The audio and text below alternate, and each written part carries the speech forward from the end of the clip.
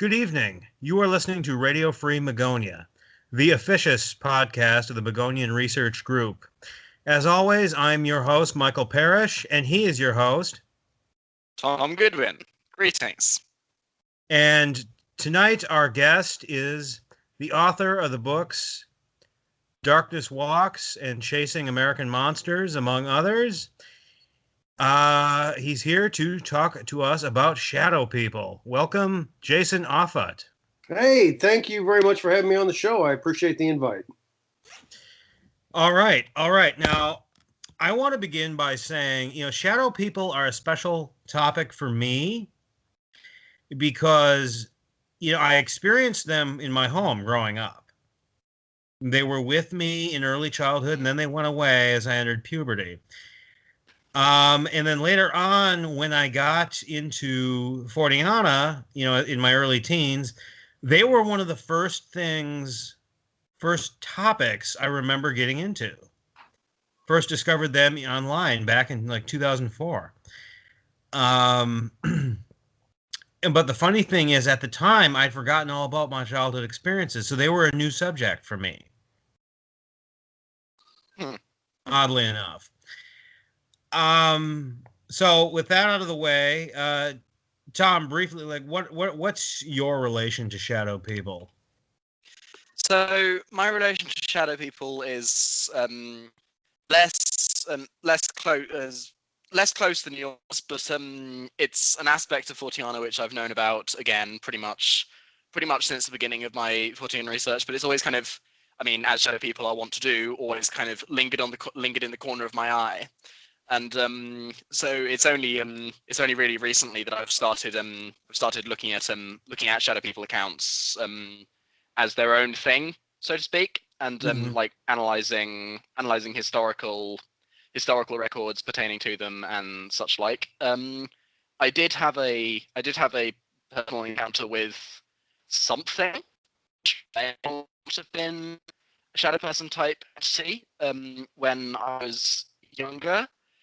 And where it basically, I saw over a fence, I saw an entirely black humanoid head, basically kind of snap backwards, which was really weird. But other than that, I haven't really had many close encounters with shadow people, so to speak. But I am honored to be on the podcast. Now, Jason, let's just start where it starts. How did you get into researching shadow people? What was the sequence of events that led to the fruition of your book? Well, the term shadow people to me has been around ever since I was a kid back in the 1970s, because I saw entities walking through my room. And that's what I called them in my head, because that's what they looked like. They looked like shadows, but they were moving independently of any person casting a shadow. The first night that I saw them, I grew up on a farm, and we never had to have our blinds down because there wasn't anybody within miles of us. And whenever the moon was out, my room was like a uniform gray, and I could see when I turned the lights off, I could see the end of my bed, my bookshelf, my Farrah Fawcett poster. The one with the red bathing suit. Oh, yeah. So that's how old I am. Anyway, so I could see all these things, and I remember in one corner of the room, it was really dark, and all of a sudden, a figure came out. And it was really tall, at least it was to me. I was about 9 years old. And I was in bed. I had just sat down and turned the light off. And it walked past the bed, and it walked in kind of a manner of, a poorly animated 70s cartoon. Did you ever see the Star Trek TV series, the cartoon? No. Well, it was well written, but the animation was bad. Anyway, it walked kind of like one of those characters, kind of jinky, and it walked by my bed and out into the hallway, and that absolutely, of course, terrified me. And I screamed for my dad, who turned on the hall light and walked into my room. And I realized, oh no, the shadow person just walked into the hallway, and my dad's going to walk in that same hallway. I just killed my father. But he came into the room and he didn't see anything, of course. And I saw those things coming from the same spot, walking by my bed in the same manner, and into the hallway for a few months after that. Not every night, but that really, although as a kid, I believed in ghosts because I think most kids do. And I saw that and I realized that, yes, there are things out there. Um, and I really kind of put it in the back of my head. I didn't talk to anybody about it after that until I was listening to Art Bell in the early 90s. And he started talking about it, and I'm like, I'm not alone. I've seen these things. And at that point in the 90s, I started doing some research on them because, again, like I said, I didn't feel alone anymore. So there was a time period prior to Heidi Hollis's first appearance on Coast, which was in 2001, wherein people online, etc., were discussing shadow people. Right. Art brought it up a few times. Yeah. Yeah. Because that's skeptics commonly, claim that shadow people are just a myth that she personally concocted. And then it all started up, after 01, after her appearance on Coast. I hadn't heard that. That's all hogwash. Because again, it was in the 70s when I saw these things, and with my for my book, I interviewed a couple hundred people for my book who have experienced these things, and one of the gentlemen was a kid in the late 1940s and saw these things in his room as well. And I also interviewed religious experts. I interviewed an exorcist, a Catholic exorcist, an expert in Islam and in Judaism, an American Cherokee shaman. I interviewed these people, and about shadow beings, and I described the shadow beings, and they all in these various religions, shadow beings are present. So they've been around for as long as people have. Well, how did each individual interviewee explain them? Well, I started the exorcist I spoke with. I first started to describe these dark beings, and then he just talked over me, and he described exactly what I was going to. The darker than night, human shaped, sometimes animal shaped, usually a dog, sometimes a cat. Animal shape, and they're sometimes two-dimensional. And one of the things that he pointed out, which answered a question before I even asked it, because a lot of these shadow people, the descriptions are they didn't have feet, or they were extremely tall, or their arms were longer than a human's arm should be. Things, there's something was a little bit off, and he offered up that these beings weren't created by the Christian God, because they are a cheap imitation of what something created by the holy looks like. And there's always, with one of these shadow beings, something wrong. So he labeled them demonic entities, which is kind of what I expected. In Islam, jinn, they're the jinn. And in Hinduism, this was the only positive case. In Hinduism, it was just shadows of souls traveling, to the next life that they're going to inhabit. I've not to interrupt you, but I've heard it theorized that they're actually disincarnate astral projectors. They're right. the astral forms of of a normal person who is theoretically at home in bed at the same time you see them, or whose body is. Right. I actually have a story in my book about one of those, and the woman I interviewed had a shadow being started appearing in her room, and it started talking to her eventually. I mean, she wasn't asleep. It didn't wake her up. It just appeared, and it started talking to her and telling her that I'm a real live man. I'm astral projecting, and I've just fallen in love with you, and one day we will meet in person. and that's creepy as hell. Yeah. Frankly, to me, that's creepier than the shadow beings. Yeah, I think some of the more interesting stories came from um, the Cherokee shaman and the expert in the Hopi religion that I spoke with. For the Cherokee, these shadow beings are from the doctors, the medicine men. It's when they start using their talents, their knowledge, their abilities for greed. When they're not doing good things for people and they're using it for themselves, that they turn into something less than human. And the guy said, "Yep, they look like people. You can shop next to one at Walmart, but you know what? In the middle of the night, they might come to you as the shadow and attack you."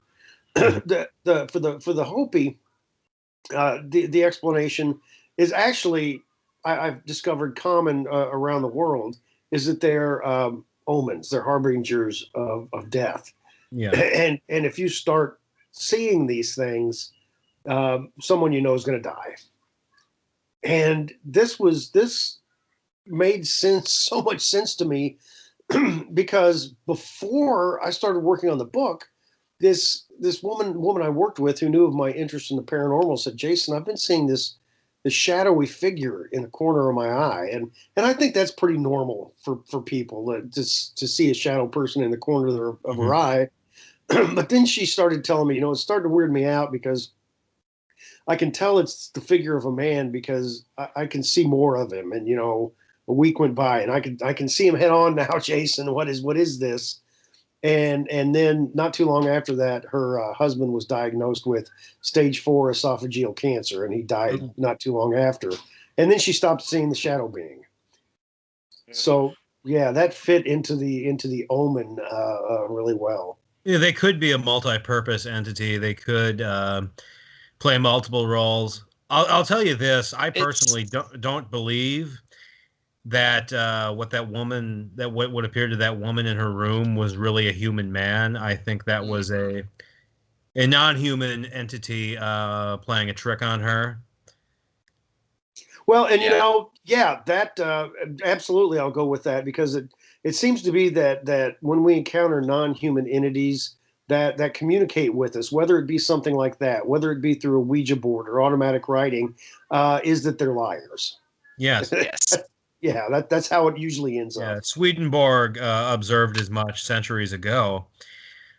It's sorry to interrupt. It's interesting that you mentioned the omen thing, because in preparation for this interview, I did a lot of research into shadow beings in world mythology and folklore. And Japanese legend mentions beings known as the Kage Onna, which are shadowy humanoid entities which appear on the paper sliding doors, which are in some Japanese houses when the moon is bright on the sky. They are said to resemble the disembodied shadows of human women. And houses where the Kage Onna are seen will eventually become haunted by much more dramatic, like kind of poltergeist type happenings. And you have entities in old British lore called simply just called lobs, and these lobs they're said to feed on negative emotions and basically kind of linger around like battlefields and hospitals and all these sites with death. And well, that's interesting because with the jinn in Islam, the stories have that there are good ones and bad ones, but the bad ones can appear like these shadow beings, and they tend to hang out in ruins and graveyards. Yeah. And they will they will feed off the negative emotions that you had mentioned, and that's something that's fairly common. I put shadow people in various types because their appearance and behavior were different. I mean, they basically have the same appearance as being the blacker than night human shape figure, but some of them are wearing a fedora, others wear a Grim Reaper cloak, some have blazing black eyes, and some act like, residual ghosts, and others act independently, and like, they're watching us from behind a corner, things of that nature. And I've kind of come to the conclusion that these are things that have similar traits, so we lumped them together, but I think they're actually all different things. They're not just Yeah. one thing. But I want to share with you quickly my personal experiences, because they occurred in the early to mid 90s, pre-Hollis. The first that I can recall had to have been the summer of like 1993 or 4. I remember it was early afternoon and I was in the kitchen and my mother was on the phone and I was just kind of standing there gazing into the living room. And then I saw the classic shadow people, short, smoky, running very fast, very frantically, just kind of fading into the wall. But then I also saw a short, stocky figure that looked like one of the heads on Easter Island. Okay. No limbs, just like a phantom Easter Island head in the living room. Um, and then a while later, I don't remember when, once again, early afternoon, I was in the living room and I saw a very tall, cloaked entity just walk right through the room, disappearing into the wall, just fade into it, paid me no heed, which I'm thankful for. And I detected that it was feminine. I don't know why, I just did. One other experience I had, I remember one night I was due to fear. I would stay up with my parents in their room before going to sleep. I I saw on the side on their wall, you know, climbing or crawling up and down were shadow spiders. Mm. There, you Um, got me. That creeped me out. yeah. And then probably the most memorable was once again one night I was laying next to their bed, peering under it, and I saw across the room were tiny black shadow figures, uh, like the height of Green Army men, Okay, yeah. walking around, stopping and forming circles, standing in circles, and talk appeared to be having a conversation. Actually, very mundane activities, and I believe that's the last of the experiences. But I've seen a gamut of them, and these all occurred in the early to mid '90s, long pre-Hollis. Right, and like, like I said, a number of these cases were, before 2000. They were well before that, and yeah, mine would have been in 75, 76, something like that. Yeah, so these things are definitely around. It sounds like you haven't had any experience with ones that were negative. And the ones that I saw weren't either. They took no paid no attention to me whatsoever, which I was glad, because I might have been peeing the bed at 9 years old. I don't want to be the kid who does that. But they would just walk by my bed like they were going from point A to point B, Mm-hmm. and those are most of the cases. You know, Almost like an obsessive compulsive routine. or they're just maybe John Keel, the great Fortean researcher John Keel, had referred to certain places as window areas, where the veil between worlds is thinner. Mm-hmm. I'm not the type of person who says I have the answers. I know what's going on, because as soon as somebody in the paranormal says I know exactly what's going on, I don't listen to them. Because Yes. if they knew exactly what was going on, this would be science. Okay, it would be in science books. But what? So I just throw out things that are speculative, that are my ideas, that make sense to me. So the benign ones that seem to be walking through our lives and take no notice of us whatsoever, maybe it's in one of these window areas. Maybe what we're seeing is people in this other dimension, or other world, and all we can see is their shadow. Well, the thing was though, I think my experiences should be understood in context. They themselves did not aggress upon me in any way, but there were some pretty nasty vibes in that house just the same, and there were a number of negative experiences. Okay, and the house that I grew up in, there was a ghost of a little boy, this is something I didn't necessarily touch on specifically, although there were a number of cases in my book to where other activity had occurred where shadow people showed up. Yes. That seemed to be independent of the shadow entities. Whether it was or not, I don't know, because I'm also convinced that a lot of shadow entities aren't ghosts, but I think some are, because they act like a residual haunting. I talked to people who I interviewed a woman who was on a research team that was at the Waverly Hills Sanatorium and saw a shadow being, and it just, from the shadow, it looked like a guard, from dressed like a security guard, and she said that it walked like a security guard would on its beat, not taking any notice of me whatsoever. Interviewed one couple that at night, occasionally there's a shadow being will walk down the stairs and into the kitchen. They found out that there was an older gentleman who died in the house, who liked to go make tea at night before he went to bed. So these sound like residual hauntings, but there are so many more that I don't think can be explained by ghosts. No.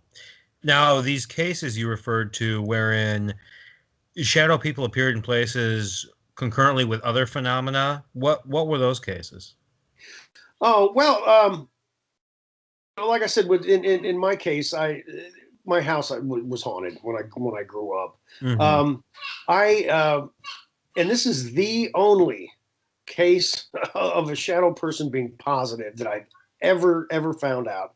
I was interviewing a man who his house that he grew up in was, I'm not going to say it was haunted, but it was occupied by something dark, something fairly sinister, something oppressive.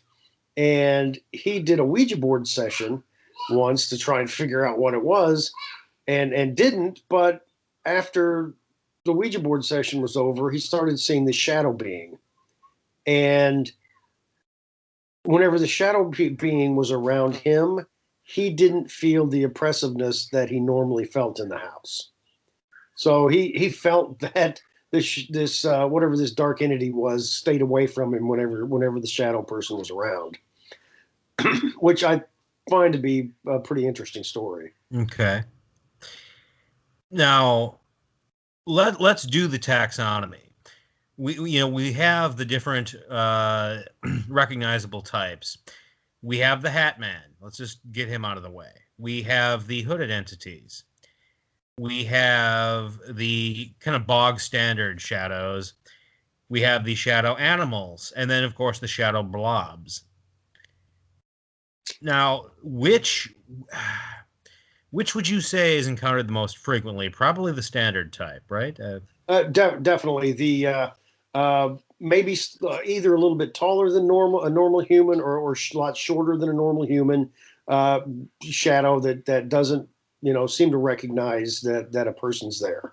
Yeah, that's the most common. Okay, and I think it would be safe to say that the blobs are not a class in and of themselves. They're more like what these things look like in their natural form or when they're first manifesting.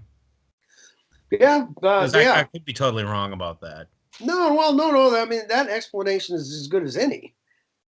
And the blobs to me they're not nearly as common as the others. I have gotten a few reports on those. I mean, nothing from the blob figures that the person witnessing feels like they're generating or feeding fear, feeding off their fear. None of that. They're just kind of there. Yeah. Now, what about the hooded entities? The hooded entities, these and the Hatman, and ones that are seen with red eyes, kind of overlap each other in this case. Is that people feel when they encounter these entities that the entity is taking notice of them and is specifically generating an unearthly fear, not just the fear of oh hell, there's something I don't understand, but a different type of fear, and the entities are feeding off of that emotion. Yeah, that's commonly reported. I see the Hatman as like a 10-ton elephant in the room that we just have to address. He is often categorized as a type of shadow person, but that's been disputed. I understand that it's intuitive that he would be because he's black and mostly featureless like them. But there are certain distinctions that I'm aware of. For instance, he, unlike them, appears to be three-dimensional. Yeah.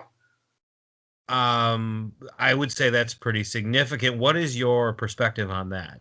Well, I've got two different perspectives on that. I think some of the Hatman encounters are ghosts. For example, I got an encounter from a man in Brazil, and when he was growing up, he had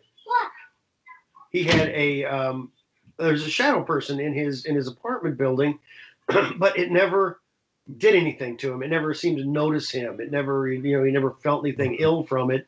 And he said businessmen in Brazil dressed a lot like businessmen did in America in the 40s. They were dressing like that in the 80s. So this might have been, the ghost of a guy who just wore a fedora to work. Yeah. And I've had a few cases like that. However, other ones, I mean, why a fedora? Is that? It's a archetypal image thanks to popular culture. We've all seen Dick Tracy. We've all seen those 1930s pulp noirs, etc. Right, that's what gangsters look like. Yeah, or private detectives. Or private dicks, yeah. Yeah. So and this leads me to something else that I've been batting around my head for years. A lot of cases of not just shadow people, but black-eyed kids and I'm trying to think the creepy pasta, the guy with the tentacles and no face, Slender Man, things of this nature. That there are entities out there that whenever popular culture or people in general are talking about these specific entities or these specific types, that these entities will take their form. And maybe the Hatman. No, well, exactly. Just like the entities. We were talking about at the beginning about Ouija boards and automatic writing. These things are liars, and I mean, I've talked to people who are convinced that they've seen Slender Man, and Slender Man was completely fictitious, made up for an internet contest. Yeah. But it gained traction and it gained discussion to the point that two 12-year-old girls from Wisconsin attempted to murder a friend to appease Slender Man. That happened like an hour and 10 minutes from me. Yeah. And it's such a sad case, but I mean, that sort of power, that amount of thought put into that fictitious entity, maybe another entity out there, it took its form and people started seeing it. I think that could be a case with a lot of different things. There were a lot of Mothman sightings a couple of years ago in Chicago. I mean, that very well could have been it too. But it's worth noting that there's a divergence amongst shadow people reports, amongst the descriptions. It's not always a fedora. Sometimes it's a bowler hat. Sometimes it's a cowboy hat.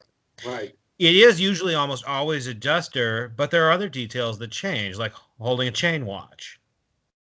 or holding a cane. walking with a cane. Yes. Now there's one you mentioned, a cowboy hat. I interviewed a kid. He grew up in a small town in Iowa, and in the basement, where he and his brother stayed, they had the same bedroom in the basement. There was somebody they called the cowboy came to visit them, and he was a black figure. He was a black figure, wearing a cowboy hat, and he would come at night, not all the time, but sometimes, and pace back and forth in the room. Yeah, I've heard of that. Yeah, it's like he wouldn't cross this certain line. But he, the guy interviewed, he said him and his brother were they felt kind of threatened. They didn't want to go over the line. And eventually, he graduated from high school and went to college and left his brother there alone. But the cowboy visited him in college after a couple of years. And then a couple of years later, after graduation, he was in Omaha, Nebraska, sitting in his car in a mall parking lot. And there was a tap on the window, and he said it was. I remember this one. Yes. Yeah, it was like 2:00 in the afternoon, and he looked, and it was the shadow figure. It was the cowboy staring at him, and he told me that he got the impression that this entity just wanted him to know that he was still there with him. And it seems to be to me that the Hatman, in most cases, is more likely to have a connection like that with the physical world and with something personal than other types of shadow beings. Okay. Yeah, it's the Hatman that I've had a couple of cases. People have told me it's opened a door. Didn't just walk through the door, but opened it. And I talked with one guy who saw the Hatman in his house. And when the Hatman realized he could be seen, he turned around and ran through the kitchen. Yeah. And there was a double-paned sliding glass door that led out to a deck, and he ran through it, and the first pane of glass shattered, but he ran straight through the second one. That indicates solidity. I read once. Tom, how's your connection?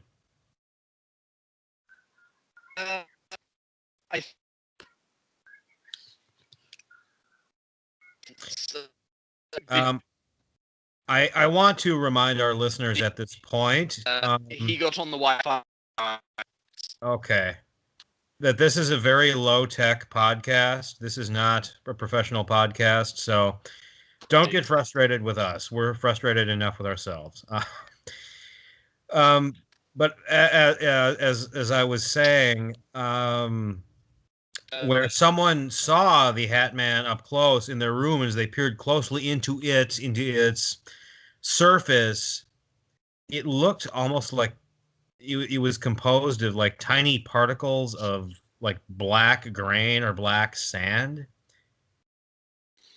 little black atoms vibrating very fast, very quickly.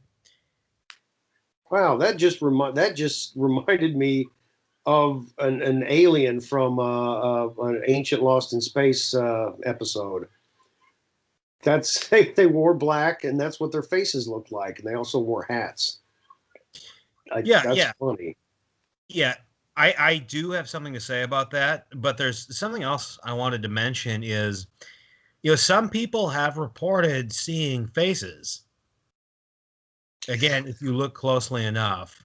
Very, very few, and Yes. A couple of the people that I talked with who did see faces, they described it more as like their disguise had a flaw in it, and they could see. And what they described to me on both counts were a frog-like or reptilian-like skin beneath the shadow. Mm-hmm. What I heard was, someone looked real close and saw a mustache. Yeah. Not just a silhouette of a mustache, but a mustache. Yes. Okay, that's interesting. And that the whole thing, I forgot what else there was. But I did in Reddit conversations come across a couple of comments where the poster described looking very closely and seeing a long nose or something. This was a while ago, and I'm sorry, I don't remember much else, but a long nose. All right, I had and in silhouette, occasionally people have reported some sort of feature, but I've never talked to anybody who's been other than the people who said that they could see beyond the disguise. I haven't talked to people who have been that close, honestly, or the lighting conditions have been right. And I remember mine. I couldn't make out anything at all. Yeah. There is one story I read years ago. This was on paranormal.about.com, and it could still be there. This was a woman in college in the 1990s, somewhere in Ohio, I forget where there had been an urban legend, what they would call an urban legend, of a tall man with long, curly, dark hair in a black trench coat and hat in the area, seen around the campus, seen in the dorms, seen in the surrounding area. And one night she was passing through the hall from a friend's dorm to hers, and she saw him. He just kind of stared at her blankly, then turned and walked away. Mind you, this was not a shadow. This was a fully formed, fully fleshed out, fully detailed human passing figure. And see, to me, I can't help but wonder if, the external appearances of these things that we see, that's not their true appearance, that's incomplete, that's not fully manifested. They can't fully manifest for some reason, so they just appear as shadows, or the Hatman just appears as a shadow-like form. That perhaps what she saw was, what he's usually trying but failing to achieve. Well, that's what. That's one of the explanations that I gave on my section when I said some of these things I think are ghosts, and maybe if looking at things through a physics perspective, you need energy to do things, and maybe that's all the energy they can manifest is to make the shadow, to make the outline, to make the silhouette. And maybe some things are definitely stronger and can come out three-dimensional. Yeah, and it would be interesting to do this, and I don't think anyone has done this, but it should be done, but it hasn't been done because paranormal investigators don't think to do this because they're so experientially focused, they don't try to look at anything from a quasi-scientific perspective. We could go to areas, to locations where shadow people have been reported, where the Hatman has been reported, and we could do a survey, bring the EM meters, look in the area, look in the look in the geology of the surrounding area of the yard, see if there's any piezoelectricity. That sort of thing.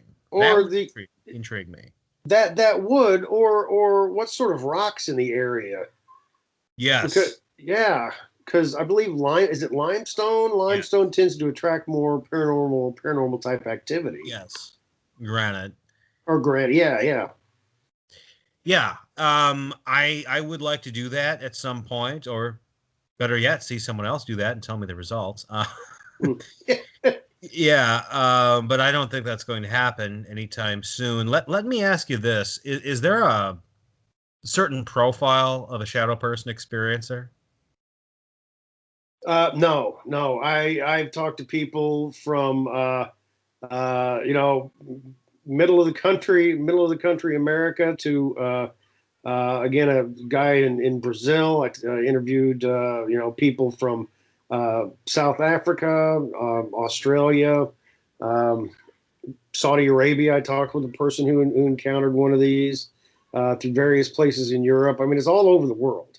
Different people, different different, sexes, education, religions. It's just all over the board. Okay. Because sometimes that's relevant, sometimes that plays into it, but it doesn't seem that in this case that's the case. Yeah. What about the hooded entities? What are some specifics about them? Because they don't get written about a lot. Not like the Hatman, not like the bog standard varieties. Right, they're not nearly as common as the others, which Oh. could be one. They tend to be a little bit more secretive, and this is the type of entity that people will report. They're sitting in a room and reading a book, and they'll feel they're being watched and look over, and there's a hooded shadow figure leaning in the doorway, staring at them. And I've gotten similar reports from people who saw this when they were children playing on the floor with their sister, and all of a sudden, something's wrong, and they look, and there's this hooded shadow figure standing, watching them, and they seem to be a little bit shocked that they're seen, and whenever they're ID'd, somebody's like, "Oh crap," they tend to turn and run, and yeah. Okay. I don't want to interrupt the show here, but Tom has just messaged me that due to connectivity issues on his end, he had to end his call. So, as unfortunate as that is, we're just going to soldier on without him. Sorry, Tom. We're going to get you back on as soon as we can. Okay, back at it. Yeah. Well, what about gray shadows? I've heard those too, although they appear in less frequency. Right. I have not heard many of those. They're extremely infrequent. I've also had somebody talk to me, just one person talk to me about a white figure that fits the shadow person, to a T, except for it's white and not as black as night. Right. But that's the thing, what do we do with that? Where do we go from that? We can only speculate. Is it the same entities trying on a different appearance? Is it a different class of entity altogether? Well, I know. I mean, this is what I found in my research is that all of these entities, even though they share certain characteristics, I think some are ghosts. I think some could be extraterrestrial. I think some could be interdimensional. Others are demonic. Others might be, fleeting spirits. I mean, there could be so many different answers. Yeah. So and shadow, what we call shadow, could just be a kind of transitional form that anything takes when it's entering our frequency, is what you're saying? It could be. Yeah. I mean, it could be the whole, needs energy to manifest, and this is all it can muster at the time. Yeah. One thing I've heard of, I heard this on an obscure podcast several years ago. One I've searched for again, but have been unable to find, and that is, like bright colored entities, like blue or green or red, but solid colored. They're not shadows. They appear to be, solid and three-dimensional. They're not really like the shadow people at all, but the ones who report seeing shadow people also report seeing them. So, have you heard of that? No, I sure haven't. Not brightly colored entities. I have heard of a couple that look like look like TV snow. Yeah, I've heard of those too. Yeah, and those tend to emit some kind of a noise. Be it a humming type noise or little bells accompanying it. People have said that it sounds like maybe it's a language or something, but yeah, not the brightly colored ones. So you say extraterrestrial. What leads you to believe that in some cases? Why wouldn't extraterrestrial appear as a shadow? Oh, that's a great question, and that's one of the things about people, people, researching UFOs and ETs, is that these cattle mutilations or these crop circles or these abducting people, it can't be for experimentation because they've been doing it for hundreds of maybe thousands of years. And the thing is, we don't know their scientific method at all. Maybe they have to do this over thousands of years. So asking why they would do something, I have no clue to base that on. Okay. Yeah, I can only speculate about things. Maybe when it comes to the people I talked with who said that they saw a rip in what they called the costume and saw, like a reptilian skin underneath, maybe, these entities are actually underneath more frightening than a shadow entity. Yeah, and the shadow entities are frightening enough as is. Right. You'd think, either they really don't understand human psychology or the whole thing is just a pointless exercise for them. I don't know. That is unless they deliberately want to frighten us, which, as you've ascertained, may indeed be the case. Like in the cases you've studied personally, and the people you've interviewed, what is the earliest experience? Like, what's the oldest one chronologically? It's a man who he said he was about 8 years old, and it was 1949. Mm-hmm. And he encountered a shadow being walking through his bedroom, much like what happened to me. It didn't approach him, didn't take notice of him, just walked through his room. Okay. Now, a lot of when it comes to entities, we have times in our history where people have been extremely interested in ghosts or UFOs or monsters like Bigfoot or things of this nature, and they tend to happen whenever the world is in some kind of turmoil. During World War One, there were a lot of angel sightings.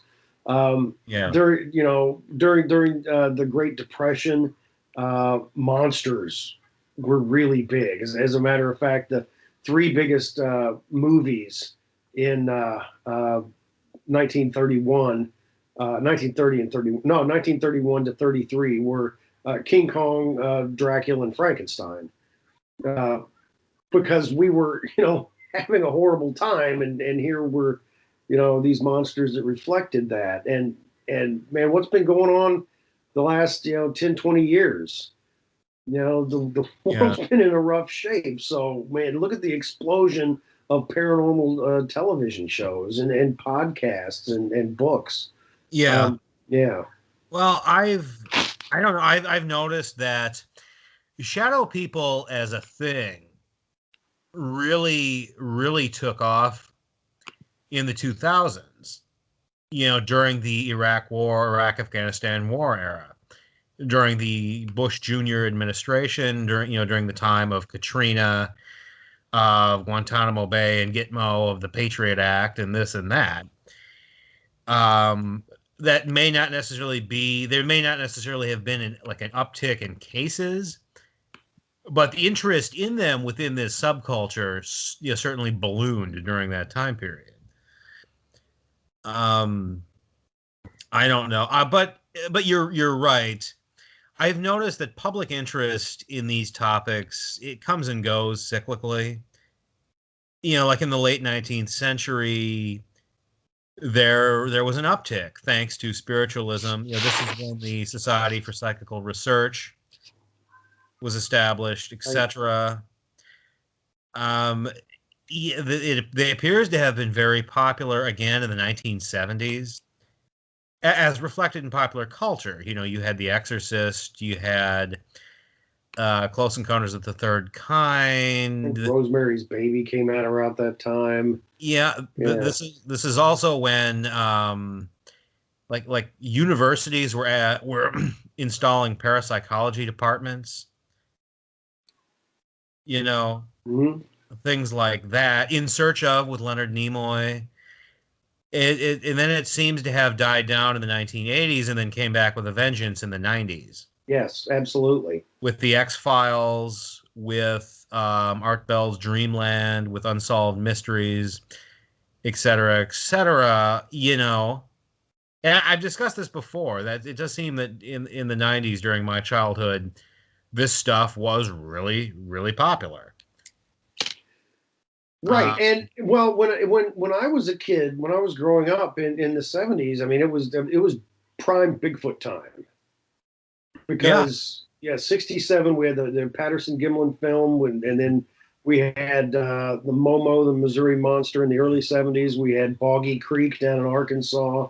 I mean, Bigfoot in culture was popular culture was huge. Yeah. So yeah, the thing comes and goes. The thing that is I mean, two-edged sword here is there more? Are there more reports of shadow people, of black-eyed kids? Black-eyed kids, you know, around 2000. It was 1998 when that started. You know, and of monsters, of UFOs, of ghosts. Are we getting more reports because there are more sightings, or are there more sightings because people are talking about it? Once again, we can only speculate. Yeah. See, that's the thing. There are some Fortean phenomena which can be studied extensively in great depth that you can write volumes on, like UFOs and abductions and abductees, like Bigfoot, like lake monsters. But then again, there are things like shadow people and the black-eyed kids that can basically just are what the name says they are. You know, they can be summarized in a single paperback book. You know what I mean? The history of them, the salient characteristics, and those are the ones that are so frustrating. You know, because let's look at UFOs and Bigfoot and lake monsters to some extent. We've got pictures of those. We do. We have hundreds of people reporting, you know, every year, hundreds of people reporting seeing UFOs, sometimes the same UFO, and the same with Bigfoot sightings. We have hair samples or stool samples from Bigfoot encounters, and in some cases we've got parts, not just parts, but the U.S. government saying that they've got parts from unknown extraterrestrial craft. You know, we have more evidence for certain things than we do for shadow people or black-eyed kids. Yeah. I mean, that's what the deal is. Is what I teach at a university, and one of the cool things is I get to talk to people. I get to make friends with people from all different disciplines, and I'm friends with a couple of physicists who are big into ghosts and paranormal phenomena, and they want to be the people to discover this, because it doesn't matter how often people on the weekend go out, ghost hunters, ghost teams go out to try and discover something. Even if they get the best evidence possible, it's not going to be taken seriously by scientists unless a scientist does it. Yeah. Which is unfortunate, but that's just the reality of it. And ghosts are jerks, I'm just saying. Yeah. They're not gonna show up in a lab and repeat, you know, repeatedly do it so they can be tested.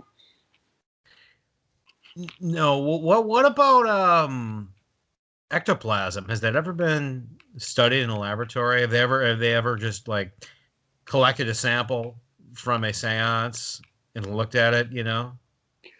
Well, I modern day, no, I don't have a clue about modern day. I do know back during the spiritualist movement, you know, at the turn of the 19th to the 20th century, there were a lot of people wanting to debunk, and a lot of times the ectoplasm, you know, the person conducting the seance would vomit it, and it was, you know, something that they'd ingested. Yeah. Yeah. There's whipped cream and Epicac. Yeah. But back on to shadow people. We've discussed the rare benign ones, but let's move on to the malign ones. We don't want to, we have to. What's the most malign they've been? The most malign you've heard? I know of physical assaults. Right. Those are very rare from Yeah. the people I've talked with. Extremely rare. I talked with someone who was she was a girl. She was staying at her grandma's house, and she was attacked by this entity while she was in bed with her grandmother. Mhm. But and she eventually it left her alone. Grandma never woke up, but it left a bruise in the shape of a handprint on her arm. Huh. Um, there was case, a woman in Australia I talked with who was, in bed, lying down to go to sleep, and all of a sudden, she was frozen, and a shadow being sexually assaulted her, Okay. and she uh, couldn't talk. And finally, when she was able to make any sort of noise, her roommate woke up and looked over and screamed because she saw what was going on, and the shadow person, disappeared. Ugh. That's the worst case scenario right there of anybody that I've interviewed. Well, see, that's an issue I have. Is this is a conundrum for physics? Is that on the one hand, these things do not behave as solid object, at least on the surface. They appear out of nowhere. They move through solid surfaces. They don't even appear to be three-dimensional, except in some cases. And yet they're capable of doing that. When they're attacking someone, they certainly don't just pass right through them. And they do seem to leave wounds. Like I know if you're into quantum woo, then that matter is elastic, more elastic than we'd thought. If you can change the atomic structure, the atomic density of, let me start over. I'm not a physicist. If you can change the vibration of something's atoms, if you can change the distance between its constituent atoms, you can change its density. Transmutation. It's a form of transmutation. Like when you're Changing gold to lead. I mean, you're talking it's yeah, alchemy here. or yeah, or well, that's a little. Let's think more like freezing water into ice cubes in your refrigerator. Right. Because I interviewed a couple of physicists, the guys I told you about, for this book, and they said, we know people see these things, but when it comes to physics, I mean, they behave as a solid and as a gas at the same time, and that doesn't work out. You can't do that, um, because they can turn a doorknob and open a door and walk through it and shut the door behind them, but at the same time, it could just as easily walk through the door. Yeah, And yeah, it shouldn't do that's a both. luxury they probably take for granted. Probably so. That would be nice to do. And quantum physics is the problem with that, according to my physicist friends, is that it doesn't really prove anything because all it is math. And Yeah, until we're able to use that to figure out, to actually see real results, it's just numbers. yeah. What is there anything to your knowledge that one can do to invite shadow people into your life? Not deliberately, of course, but things you could participate in that would render yourself vulnerable to their presence, that would kind of Well, allow them in your. yeah. I mean, and this is again um, coming from people I've interviewed, either experiencers or people in religious communities. It's you can do this by seances, Ouija boards, automatic writing, that sort of thing is it's all the same. You're sticking your hand up and saying, "Hey, whoever's out there, come see me." That's an invitation. I interviewed a guy in South Missouri who he was out, back 40, where he went deer hunting. It was the night before deer season started, and he had a little trailer back there. and he was sitting around this fire drinking beer, and he said, I felt that I wasn't alone. And I just sat out into the trees. I said, whoever's out there, just come and sit and have a beer with me, and we'll talk. And he said after that point, he had a shadow figure following him around. And he knows it was from that night that he opened an invitation. So people who knowingly invite these things also, if people are having serious emotional issues and maybe substance abuse problems, that according to the religious people, you're opening yourself up to this sort of thing. I am familiar with the crystal meth connection. Yeah, there's a lot of that. I'm in Missouri. You sound skeptical. All. No, I'm not. Whenever it comes to crystal meth, I'm the area of Missouri that I've been from has been the butt of many jokes when it comes to methamphetamines. I used to work in Independence, which was the meth capital of the world for a while. Yeah. But no, it's, and this is not a new discovery at all. It goes back at least 10 or 15 years. Is, meth users tend to see shadow people. Okay, I wasn't really aware that just specifically meth users. Yeah, yes, meth, and I think to a lesser extent other stimulants. I don't know. The thing about meth that really bothers me is when you use red phosphorus and Drano and other substances and put it into your system. Who knows what the hell that'll do to you. Now, it could be causing you to see things, but it could also be opening you up. Like dimethyltryptamine, DMT. People, tend to see aliens when they do that. Why? Well, maybe they are. So I'm not discounting a meth connection at all.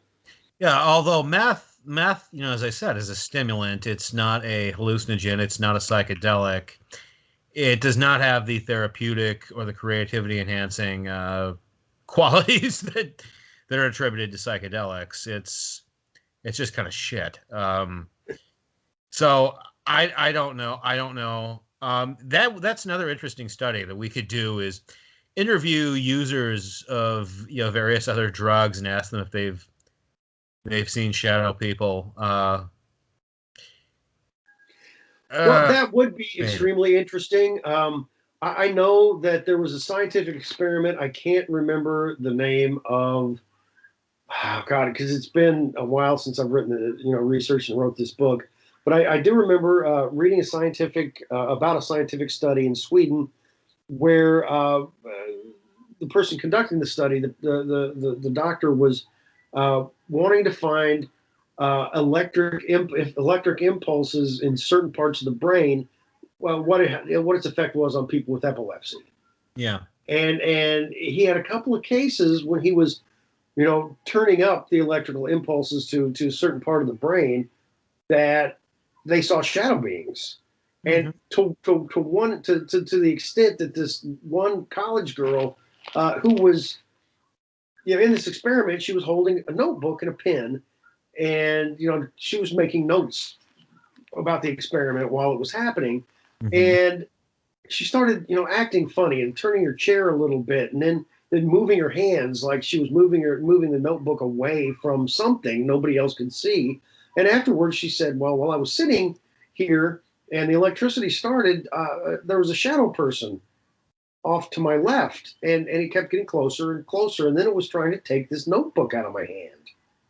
So yeah, a lot like the meth or other substances, was this electricity causing a hallucination, her to hallucinate, or was it allowing her to see something that was already there? Yeah. You can keep your $5. Yeah. Yeah, I got that reference. Yeah. What about shadow animals? Like I told you earlier, I saw shadow spiders, shadow insects. I had not heard that before. I've talked to. In fact, I've seen. I've personally seen a shadow cat. And whether it be a ghost or whatever. I thought this cat that we had, that was a gray cat, I almost tripped over it and fell, and I looked, and there really wasn't anything at my feet, and Smokey was asleep on the couch. See, My that's family. Go ahead. oh, but I was just going to say that's odd because I've seen white cats in the corner of my eye or across the room. Not shadows; they appear solid. Um, I've seen them while I owned a white cat, but it wasn't her. It was something else. They're just kind of there and gone. Yeah, well, I see a white cat all the time. He sits on my lap when I write. His Yeah. name's Gary. But yeah, it was smoky. I mean, it looked fully formed out of the corner of my eye, but it wasn't actually there. Um, Dogs to me are at least from my research are more prevalent. I talked with a lady. She was 8 months pregnant. Her and her husband's bedroom was on the second floor. She got up to pee, as pregnant women have to do a lot. Mm-hmm. And she was sitting on the toilet with the door to the bathroom open, and that faced right into the hallway. And she saw two red lights. And she thought they were brake lights. And she was like, no, wait a second. We're on the second floor. That doesn't make any sense. And then they started growing bigger and bigger. And then she could see the outline of a really large black dog walking down the hallway toward her, and it had those blazing black eyes. And she said if she wasn't already on the toilet, she would have peed herself. But when she yelled for her husband and he turned on the lights, there wasn't anything there. But the phantom dogs in England, Yeah. that maybe that's what they were, is shadow dogs. They were often seen in and around cemeteries specifically. It's interesting also that this episode occurred while she was pregnant. Right. This doesn't have to do with shadow people or animals, but I spoke with interviewed a woman who all the kids in the house, whenever the grandkids came over to this house, could see and talk about this entity that they named David. And the adults couldn't see it. And this woman was coming to stay overnight with her mom, brought her other kids, and she was 7 or 8 months pregnant. And she, in the middle of the night, was walking down the hallway to the bathroom, and there was a boy of about 7 or 8 years old, in knickers, standing there staring at her. And she felt that had something to do with the fact that she was pregnant. Okay. I don't really have anything to say to that. I have no idea what that could be, if that could symbolize or represent, if anything. What about Well, that was the right term, right? Knickers, the pants that went down a little bit below the knees, and they had tall socks. it could be, although that's also a British term for women's panties. Oh, well, it wasn't women's panties. It was like a Good. kid going. It was like a boy going to elementary school in 1850. Oh. Those sort of clothes. Oh, like a formal school uniform.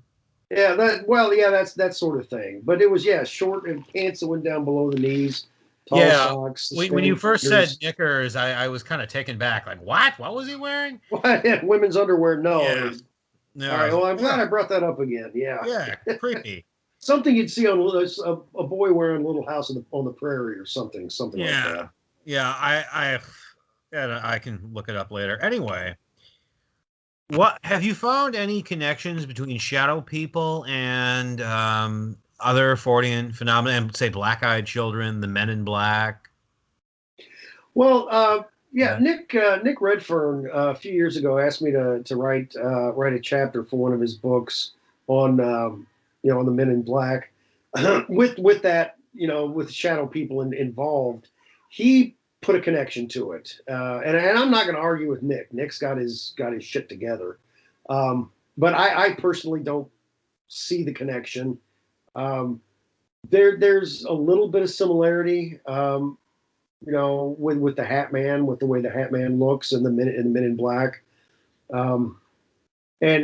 but the behavior is different because the men in black will they'll approach people, they'll talk to people, they'll threaten people, they'll not know how to eat Jello, these sort of things, and the Hat Man or other shadow beings generally don't even talk. Yeah. Yeah, and when it comes to black-eyed kids, it I mean, all these things could be together. Maybe the black-eyed kids are fully manifested shadow beings. Again, as I said before, we don't have answers to any of this stuff. It's just all of this speculating. Yeah. It's like all we know is it's hard to miss the resemblance between the Hat Man and the Men in Black. Right, because it is there, absolutely. Although it is kind of a superficial resemblance because he's super tall and they're usually super not. Right. And they don't wear fedoras; they just wear black suits. I would say, the black-eyed children seem to need your permission to enter to your home. It's obvious that what they want is access to your person and to your property, right, and your personal space. But it looks to me like shadow people already have that. They don't need to ask. They don't employees. The same as like the gray. They don't need your permission. They show up wherever they want, whenever they want. So perhaps shadow people are one of the things you experience when the intelligence behind the black-eyed kids finally makes it through the door. Well, yeah, maybe. Somebody, when it comes to the black-eyed kids, yeah, they tend to. I mean, you're right. They need permission to get into the house, or Mister, would you please give me a ride, to my house? Can I get into your car? Or there's even one case. I was interviewing a guy who was studying. He was in college in England, and was walking home to his flat from a friend's, and because they'd been watching TV and drinking a few beers, and he was approached by these children that had black eyes, and they were asking him to take them somewhere. So even though they were outside and alone, it seems like the permission is definitely a part of it. And you're right with the shadow beings and the grays. It's none of it's there whatsoever. The black-eyed kids are they're a little beast all to their own. Yeah, and we've nicknamed them entities for beginners. for those who aren't already compromised, for those who don't already have this phenomena attached to them, that's what they start you on. That's what it starts you on, is the black-eyed kids. Let me ask you this. What's the oldest account of the Hatman you've heard? The earliest, chronologically? Oh, geez. Yeah, that's a great question. Probably from the 60s or 70s. Okay. And it's not from Heidi Hollis? No, All right. Score one against the skeptics. Yeah, I have, frankly, I have not read Heidi's book, and I heard her on part of and anybody who's a big Heidi Hollis fan, I don't mean to insult anybody, but she was a little bit too out there for me. I tend to view things because I was a journalist. I was a print journalist for 17 years, and that's what I teach at the university. And I view things more analytically. Yeah. And although I see that, I believe in the possibility of cryptids, and I believe in the possibility of ghosts and shadow people. Hell, I saw one, and of extraterrestrials. I don't know that these things exist unless I personally experience them, or unless science tells me that this happens. And when people start going off on being spiritual, and they come from this realm, and their chakras are aligned. Speculation. That blows. Yeah, that completely blows it for me. Yeah, I agree. I don't speculate. All I do is I amass information, I read it, I analyze it, I look for parallels and patterns, I infer what I can, the bare minimum of what I can, and then I report what I can infer. I don't speculate at all. Right. And if I am speculating, I'll tell you. This is my idea. This makes sense to me. Whether or not it makes sense to anybody else, it doesn't matter. It makes sense for me or to me.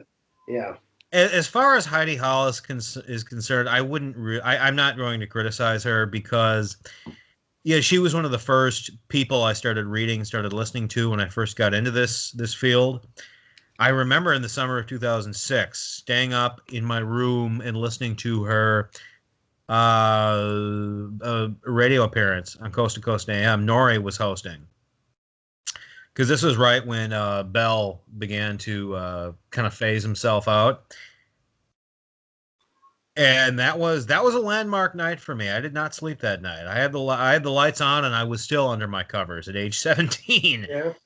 Well, I mean, it's a scary deal, and you've experienced it, and one of the other things that I had forgotten up to this point, that and it's something that Art had touched on with paranormal phenomena in general, is that maybe it has to do with radio waves, because that was his deal, radio. Yeah. The more radio waves are out there, the more maybe we can see things that we couldn't see before, and that to me, kind of puts a couple of stories that I've had in perspective. Is that I've had stories of people watching television when they've encountered shadow beings, or on a computer when they've encountered their shadow beings. The electricity there could be a conduit. Possibly, yeah. I mean, all of this is possibly. Where, I mean, a lot of times, where did these shadow people manifest? Questions I didn't ask. Was it by the TV or the refrigerator, or some piece of equipment that was on? What about shadow people appearing in dreams? Well, I mean, of course, I've interviewed people on that, and I don't put a whole lot of stock in dreams. I mean, very well, dreams could be a window to another world. They could be the place where dearly departed come and talk to you. In my head, they're your mind blowing off steam. Yeah. I think it's a healthy mix. What about shadow people communicating with people verbally, speaking to them in audible voices? It rarely happens. But if it has happened, what's that like? It's well, and it. There have been a couple of people I've talked to, and a shadow person has said their name, which, if it's just hi, that would bother me enough. But if somebody, if a shadow being appeared in my room and said Jason, that would really freak me out.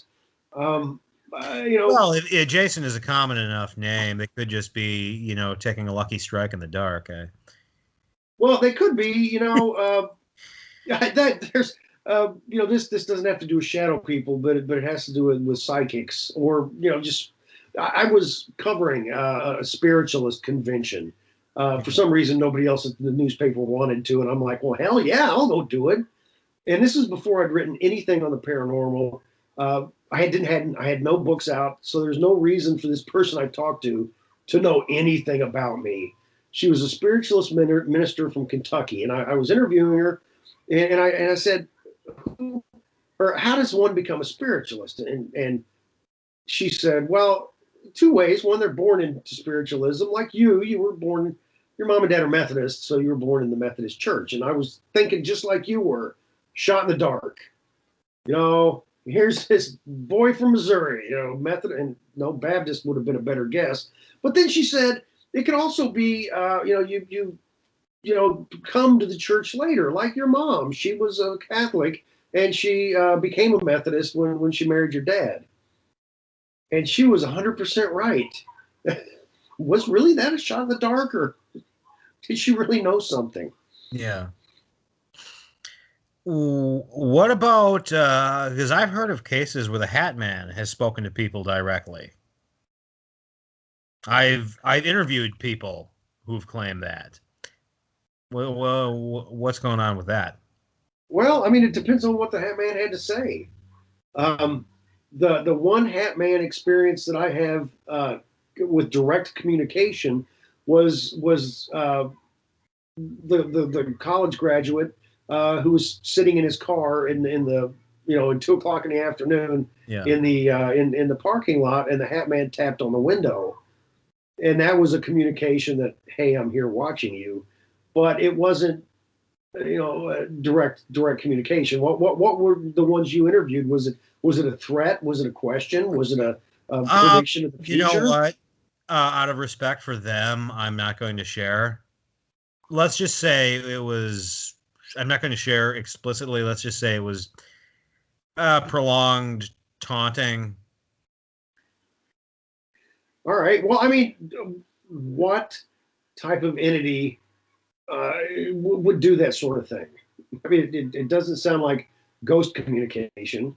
It sounds like something more demonic, or what we talked about before with, there are entities out there. If you want to call them elementals or whatever, that can manifest themselves and interact with people. Maybe it's one of those.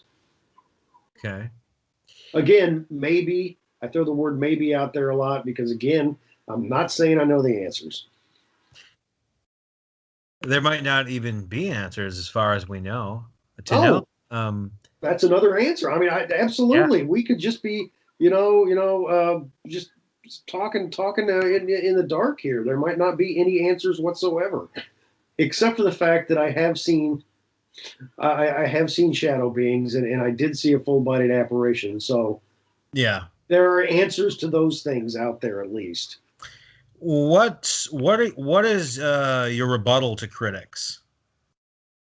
What I mean is, I'll present arguments advanced by critics, and then you can just tell me your response.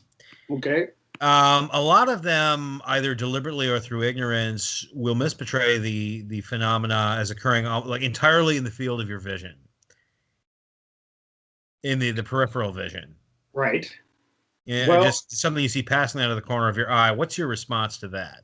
Okay, it could be. They're absolutely right. It could have something to do with their eye.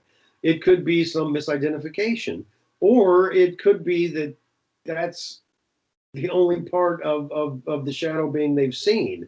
What about people who see shadow beings that are straight on and not out of the corner of their eye? Yeah, but that's the thing. Skeptics either are not aware of those cases or they never acknowledge them. Right. Right. The thing with skeptics, and this generally is what I say to any skeptic, is the reason that you don't believe in any of this stuff is valid, but it's only because you haven't experienced it. Yeah. And then there are the skeptics who have experienced things, but they rationalize their way out of it. They rationalize it away. Right. Well, I mean, yeah, absolutely. And that's whenever I've experienced things, I've tried to do that. And what I heard, yeah, it was probably something else. But when it comes to like hypnagogy, being in a hypnagogic state when you're sleeping, when you're in a deep REM sleep, and your brain has pumped your body, with chemicals to keep you, keep your muscles from twitching and waking you up. And then for some reason you wake up during a dream and you can see the room around you, but you still see elements of the dream. Yes, I've had that. Yeah, so have I. It freaked. The room was covered in bugs. But anyway, that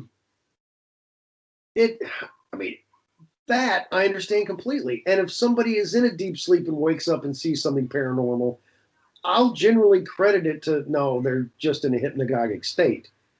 But if somebody's paralyzed and encounters something, the old hag or a shadow being or an extraterrestrial, and they haven't even gone to sleep yet, I got to say that's probably, you can't scientifically, explain that away to me. Yeah, and it has to be noted that not every report of a shadow person necessarily is a real shadow person. Some of them could very easily be. In fact, I guarantee many of them are just misidentified mundane objects or visual glitches. But I would agree with the skeptics on that. But where we diverge is I don't believe all of them are. Right, and I agree with that. I interviewed as many people as I interviewed. I left almost as many stories out of my book because I could, chalk them up to being in that hypnagogic state or misidentification or pareidolia, and I couldn't, with good conscience, put these stories in my book. The ones I put in were ones to me that I was convinced there was something to them. Well, just out of curiosity, in your vetting process, how many did you discard? What percentage of what you kept? Or how many of, let me start over. How many did you discard, and what percentage of your total cases did you actually keep? I probably discarded about half, just because of the fact that I couldn't, and again, like I said, in good conscience, put them in the book because I was convinced that they were explainable. Yeah. Or the fact that maybe they weren't, but they weren't as exciting as a similar case, as exciting as a similar one. Okay. What about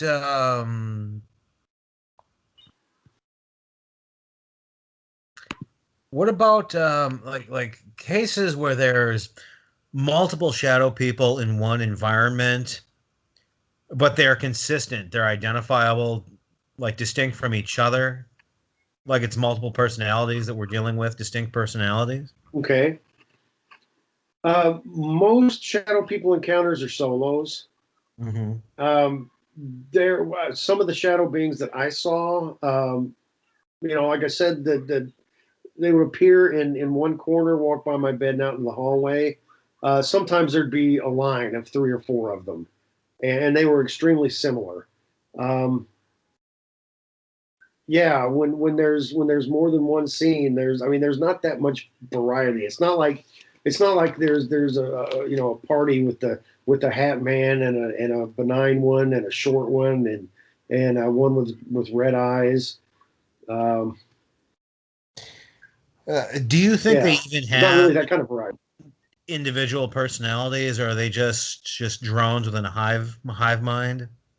Oh, who knows? Who knows? I mean that that it could be anything. Honestly, I mean, again, what are they? If they are ghosts, they should have different personalities, or and if they're residuals, they wouldn't. Um, yeah, I really can't speculate on that. What about do you think they could even exist, might not even exist as like permanent entities, or it could just be a singular intelligence that kind of creates and projects these things into people's homes, into people's lives? Oh Like stage props that are just discarded and dissolved after the episode is over. man, that's an interesting concept that I hadn't considered. Yeah, that's that's interesting. What happens to all the discarded stage props? Yeah, no, I'll have to think on that. That sounds like a fun idea for a novel. What about smells, odors associated with them?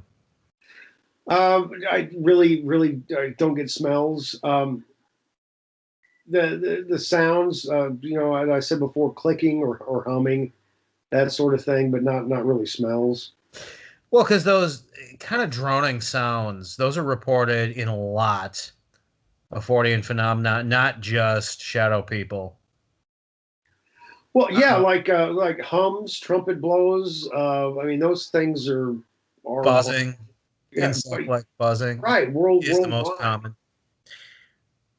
Oh, what do you think that is? In the case of the clicking, in regards to the shadow people specifically, do you think that could be a language, a form of communication? Right. I mean, that sort of thing, definitely it could be. Because I mean, there are there's humans, there are tribes of humans who communicate through clicks. through clicks, absolutely. I mean, it very well could be the humming. I you know tend to more try and explain humming away with something man-made.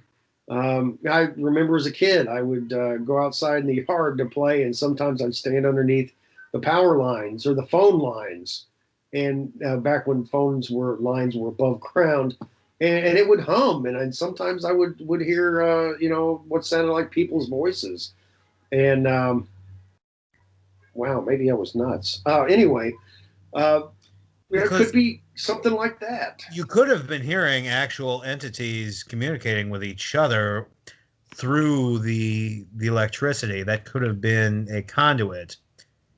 Who knows? But I was thinking, has there ever been any audio recordings that we can listen to of these humming and clicking sounds? I mean, from shadow people locations. Not that I know of. Not that I know of. And here's one of the problems. And it's the same with getting, how come you only get fuzzy pictures of Bigfoot, or if you saw Bigfoot, or if you saw a UFO, how come you don't have pictures? And I'm going to put this with shadow people as well. If I encounter a shadow person, or an 8 foot tall, 700 pound, hairy guy out in the woods, or a UFO's coming down, the last thing in my head is going to be taking a picture or a video or an audio recording. Yeah. The only way you would think to do that was if you had deliberately set out to do that. Right. And If I was to show up. People on a ghost hunt, say they're at this haunted location and they've got all this equipment set up, and a shadow person happens to walk through and emitting this hum. If that ever would happen, that would be the only way I think that sort of noise could be captured. Yeah. Although it would be interesting to have an audio recording, to show it, to play it for a professional linguist. Ask them to analyze it. Does it sound like a language? Are there recognizable patterns suggestive of formal speech language here? That would be extremely cool. That would be a scientific way to handle things. I would love for that to happen, but to my knowledge, it never has. What about I'm trying to think of other questions here. Now, did anyone else in your family see what you saw that night? No, and I even with the full bodied apparition, and it was a boy about 6 or 7. I only saw that once, but over the shadow beings I saw over a period of a few months when I was about 8 or 9 years old, and I didn't talk to my family about any of it, other than yelling at my dad the first night to come and save me from this man I saw. Mm-hmm. I didn't talk to anybody for 30 years about it. And when I finally did, my dad had already died. And I talked to my mom and my 2 sisters, and they said that they didn't encounter anything. Okay. But they are also the type of people who wouldn't believe in that sort of thing anyway. Yeah. Yeah. Well, has anyone else in your family, let's just say your grandparents, going further back down the line, had strange experiences? Because the best of my knowledge, it seems to be like a familial thing, a generational thing.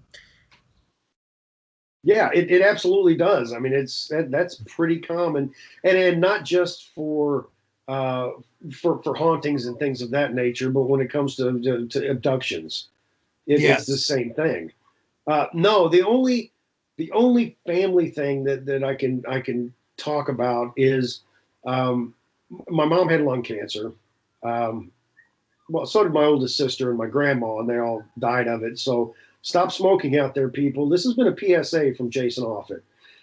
Anyway, so my mom was in hospice, and I was sitting there with her and talking with her, and she held my hand and said, "Jason, I just don't want you to worry about me when I go because I'll be fine. And I said, Mom, I know you're going to be fine. Just don't come back and tell me because you'll scare the hell out of me. So she promised she wouldn't come back to tell me. And about a month later, I was down, I was in my downstairs office. I always get relegated to the basement.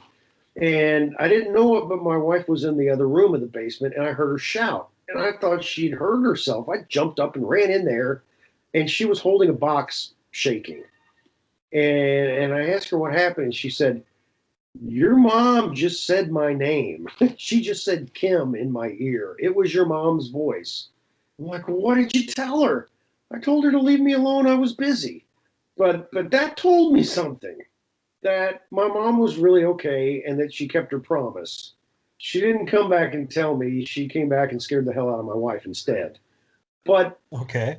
that's three people there, from me and my mother and my wife, family wise, that had a paranormal experience. Now, what do you think? What do you think of alleged photos and videos of shadow people that they're available online? What comes up with a simple Google search or? Yeah, when it comes to videos and when it comes to photography, modern. I should say modern. I don't believe any of it. If it was done on film, and I can look at somebody can look at the original negatives. I'll put more emphasis on my belief of that. But when it comes to anything digital, I'm not very good on Photoshop, but I can make a shadow person on Photoshop. Yeah. I've had students who've done videos. They made a laser gun that make a car dissolve. And they did that all in post, and Yeah. it looked pretty convincing. If they can do that, and I can make shadow beings on a still frame, I don't believe in any photography because anybody can do anything. Yeah. Well, have you encountered alleged shadow people footage or photos from the pre-digital era? Say from the 1990s? No, yeah, To be developed in a laboratory? I had somebody show me what looked like a shadow person on a Polaroid. And it did look like a shadow being, but you know what? It could have been somebody standing out of frame with a light behind them. Yeah.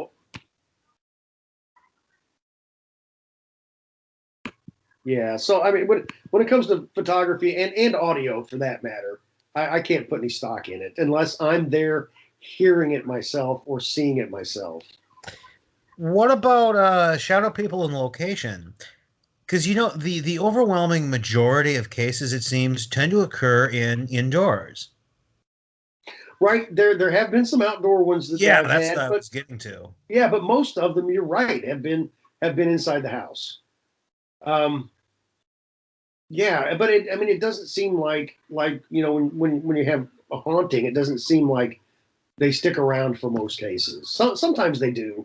Like go ahead. Oh, well, I know of two outdoor cases. It's one, is someone who saw one evening, saw the Hatman one evening in a public park in broad daylight. I know of another one who saw him standing beneath a tree branch on like with their front curb at night. Yeah, Those are the only two outdoor sightings I've heard. well, yeah, there have been. I talked with a guy who chased a shadow person out of his backyard. Divulge. Yeah, well, he looked out, the back window and he saw this thing in his yard. He thought it was a person in his yard, and it was twilight. It wasn't fully dark yet. So he went downstairs and ran out into the yard, and it was a shadow person, and it shocked him, but he was running at it already, and the shadow being saw him and turned around and ran right through a picket fence and disappeared around a corner. So There are times where humans intimidate them. Well, right, like the ones who seem to be, and this is kind of a class all their own. They seem to just be watching, Yeah. and if they're discovered, like I told you, the person who saw a shadow person in his house, and the thing turned and ran through the kitchen and through the plate glass window. Yeah, there's some that seem to be, if not maybe intimidated. It's like they weren't supposed to be seen. Yeah. They might get What does a that bad tell note in you? their file or something. What does that tell you about their power level? Well, again, it depends on what they are. I'm convinced after experiencing them as a kid, and so many other people in the world who've experienced them. I'm pretty convinced that shadow beings are real, but because they act differently, I do honestly think some are ghosts, some might be demonic entities from whatever religious area you want to tell them. Some are omens of impending doom. All that sort of thing. Hell, that's what Mothman could have been. Yeah. A shadow person, showing, predicting the impending doom with the Silver Bridge. Um, so when it comes to power, I'm not sure, because some other entities like the demonic types seem to be able to feed off of people and weaken them. But there is at least one class of them that is weaker than humans, and that interests me because we have to ask about function. We have to wonder about function. Could the function of these non-aggressive observer types be to scope out uh, prospective targets? Could they just be there as a prelude to something else? Maybe they're the scouts for the ones that feed off of us. That's what I'm saying. Yeah. Do you know of any stories in which that's happened, in which a shadow person saga began with just passive observers, and then they left, and it intensified into more threatening entities, um, tangibly felt parasitism, etc.? No, not that I've known, not that I've been able to put together like that, but that is fascinating. Um, there are cases. It's a long held belief in God. What Southeast Asia is it? Indonesia, I think, that these shadow beings that come to visit, will eventually kill people. A lot of people who just died for no reason at night is because these shadow beings have visited them before and finally took them away. Okay, So that would fit into that, but that mold. do you know of any contemporary accounts of that happening in the U.S. and Canada? There, there was a movie that came out in, I think, 2014, um, called The Shadow People. I remember And it. Yeah. right, yeah, and well, they highlight my book at the end of it as one of the inspirations. Um, and they in there, I don't remember if it was in the movie or some documentation afterward, um, that they talked about this happening in, I think it was in the United States, but it was people immigrating from Indonesia and bringing this legend with them, and a couple of people dying in the where they were being kept before they got their immigration papers. Okay. It might have been for the movie, or it might have been part of the basis of the movie. Well, I know Wes Craven, in creating Freddy Krueger for the Nightmare on Elm Street series. I know he took influence from not influence, outright inspiration from it was a news stories of young Hmong men dying in their sleep in California. Yes, yeah, I had heard of that. Back in the early 1980s. And it's interesting that he also took inspiration from a experience of his own growing up, wherein one night he was in his family's home.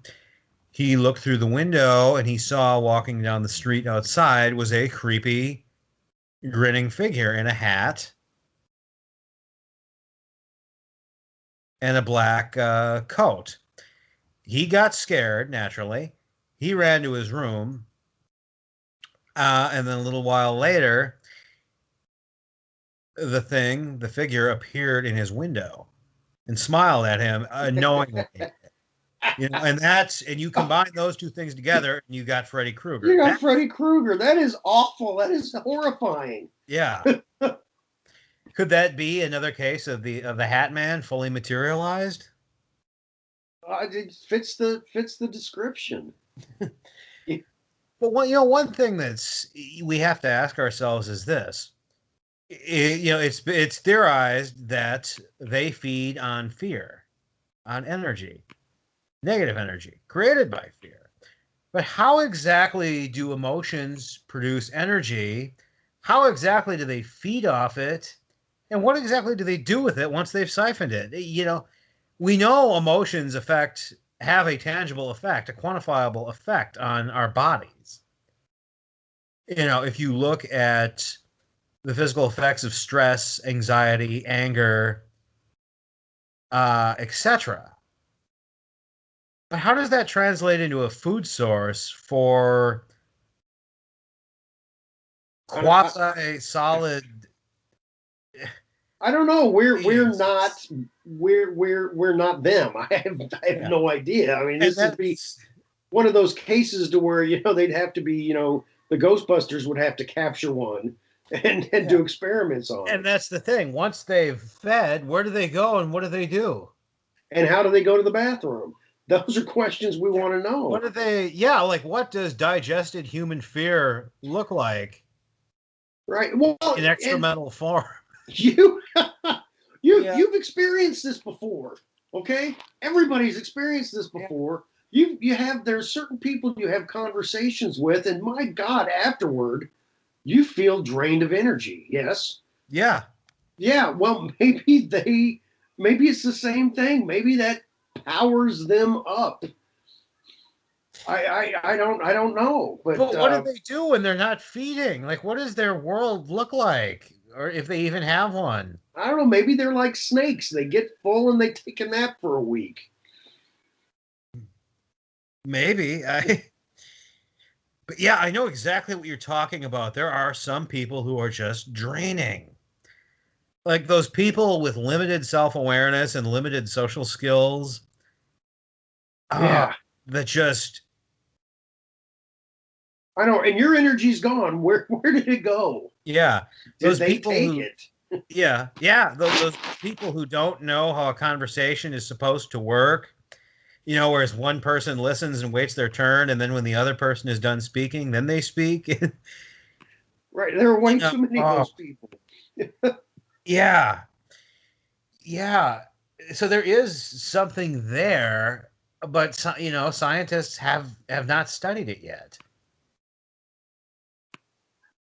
Well, and it's probably because most of the scientists who would study it are those people with the bad social skills, so they don't notice anything wrong. Yeah. Again, just speculating. Not stereotyping any scientist. What about what's the dumbest counter argument against the existence of shadow people that you've heard? Oh, no, it has. Well, this has got to be it. It doesn't exist because science hasn't proven it. That's stupid. Science hasn't proven a lot of things that are out there. Yeah. I mean, let's go to. I love cryptids. I love animals. I love animals that haven't been discovered. There are, on average, 18,000 new species discovered every year. Admittedly, most of them are insects, but they're still mammals. In 1977, the megamouth shark, which is 18 feet long, was discovered. Mm-hmm. So there are big things that are discovered out there, and that would be like saying megamouth sharks don't exist in 1976 when they damn well did. Science just didn't prove it until the next year. It's like, well, science has yet to figure out consciousness. What is consciousness and how is it caused? We don't know. Well, this is the same with sleep. Mean, why do we need sleep? Consciousness exists. Right. Where does it come from? And sleep. They don't know why we sleep. Our brain is largely a mystery to science. There's so many things. I mean, gravity is not a constant. Something that we always thought it was. And that is not entirely explainable either. So, yeah, science. I love science. I'm a real science nerd, especially when it comes to space. But it doesn't know everything. No, and it's not fair to dismiss these phenomena as being unscientifically proven or scientifically unproven when they've never been scientifically studied to begin with. Right. That's an excellent point. I don't know, what are those cases where like shadow people are seen jumping over like fences? Or am I thinking of something else? Well, and there are cases that shadow people have done things that people couldn't have done. Like a part I left off of the shadow person running through the double panes and shattering the first one, but going through the second one. It was out on a back deck that hadn't been completed yet, and there was like a 20 foot drop to the ground because they were on a slope. Yeah. And they didn't have stairs. They hadn't installed stairs yet, and it just ran off the side. Mm-hmm. And it kept running, and eventually met up with the ground. You know what could have happened if it is capable, as we discussed earlier, of changing the density of its body. It still could have been in a solid form or at a solid density when it ran through the first one, but when it did, it could have quickly changed to a more subtle density. And that's why the second one was left intact. And perhaps on the surface, what this looks like is so subtle that we don't notice it. Yeah, absolutely. Well, and on that, maybe, the people who have seen 3-dimensional ones and were close enough to see features and the pebbly or look to its skin. Maybe they just saw one that was in a state of matter. Yeah. Well, what about eyes? Why do some of them have red eyes, some of them have yellow eyes, some of them don't have eyes at all, but somehow still see us? Yeah, well, the ones with red eyes and the occasional yellow, I didn't find those things very common, but the red ones were more common. Those tended to be the ones that people said, were more than likely to suck energy, suck the emotional energy out of them. Mm-hmm. So, I mean, again, it's in all the categories that I'm thinking of. I mean, this is something that an evil, a demonic type entity would do. So they're the bad ones. Yeah. What about? Let me think. How do animals typically respond in the presence of a shadow person? Well, in the few cases to where people have had their dogs with them or cats, it was growling and arched back. It wasn't the sort of thing where they would try to attack it, but they would animals tended to register that something was there. Sometimes before the person actually saw the shadow being. Yeah, I was going to ask that. Do the animals start responding before the human has seen it? Yeah, that has happened. So obviously, yeah, there is something negative there. I've looked into, the extrasensory abilities attributed to animals. I've looked into that. It is worth noting that both cats and dogs do see more of the EM spectrum than we do. They see deeper into infrared than we do. I wonder, do small children? Yes, yeah. I've read about that as well. Apparently, when you're a child, your eyes are better than they will be as an adult. Children have better eyes than adults. It's that as you age, as you enter puberty and you begin to develop physically, your eyes start actually shedding cones, shedding rays. I'm describing this in the crudest, most non-expert way probably possible, but you get the gist. Yeah. And so your ability to see into the EM spectrum, your general field of vision, or not field of vision, but your what's the word for it? The amount of visible light you can see deteriorates as you grow up. So yes, you're right. Right. So I mean, because children are, known to, see ghosts or things of this nature a lot more often than adults are. So I've always wondered. I mean, it goes to figure that they can see better than we can. So, maybe they don't have an invisible friend. Maybe, or maybe they do. It's invisible to us, but not to them.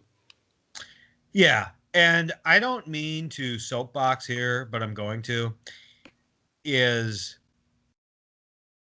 if you're a parent and you have a child who claims that strange things are going on in their room at night, that they're seeing strange things are speaking to them, do not dismiss it.